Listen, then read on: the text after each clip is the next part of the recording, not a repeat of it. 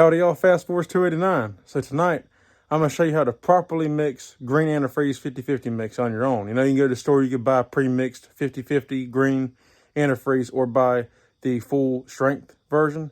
And then a lot of people will pay the 50-50 and it's the same price as regular strength or full strength.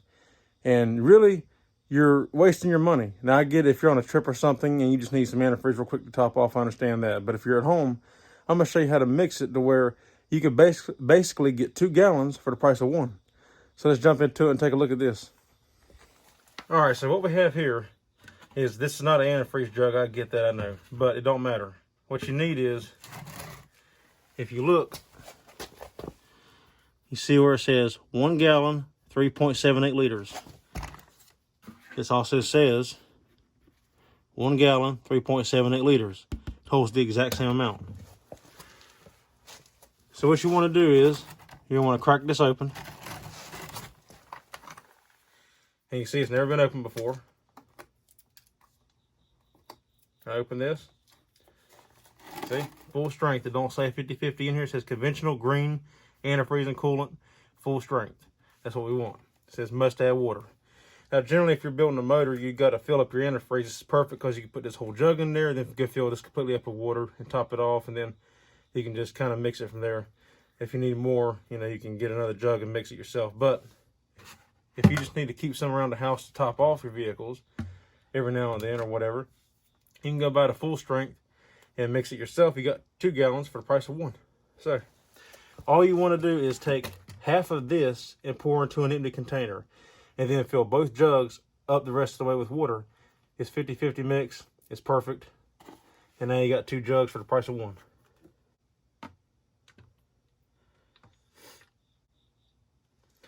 You pour, you think you got about half. And you can also pick them up and fill them by weight. When they fill about even, I mean, if you want to get real technical about this, you could use a scale like in grams and see, but that's too much. I mean, you know, it's not that important. You know, it ain't got to be that precise. Just as long as it's about half. Yeah, that's pretty close right there. And now we'll just take it and fill it up with water. And that's 50-50 mix. All right, also, once you got both of your jugs full, half full, evenly, I like to get some distilled water, because this is better. Distilled water has no,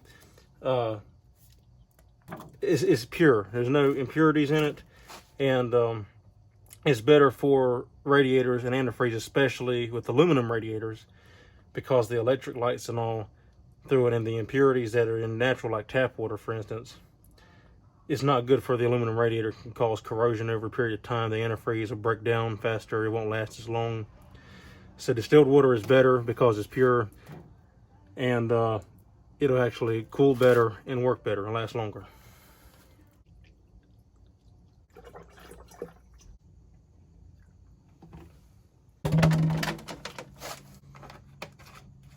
All right, once you got that done, you now have fully, properly mixed antifreeze that you can use.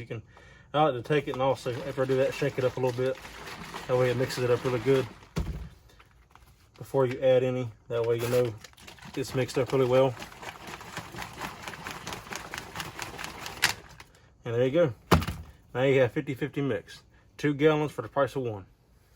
Alright guys, well there we go. That's how you properly mix antifreeze for your car or truck. And I hope this video helped somebody. I mean, in the old days, we always used just regular water. The copper brass radiators weren't as crucial to this. And you can use regular water in aluminum, and it does work. But the distilled water is better because it doesn't corrode and all like that with the electric lights and all that running through the electric radiator or the aluminum radiator.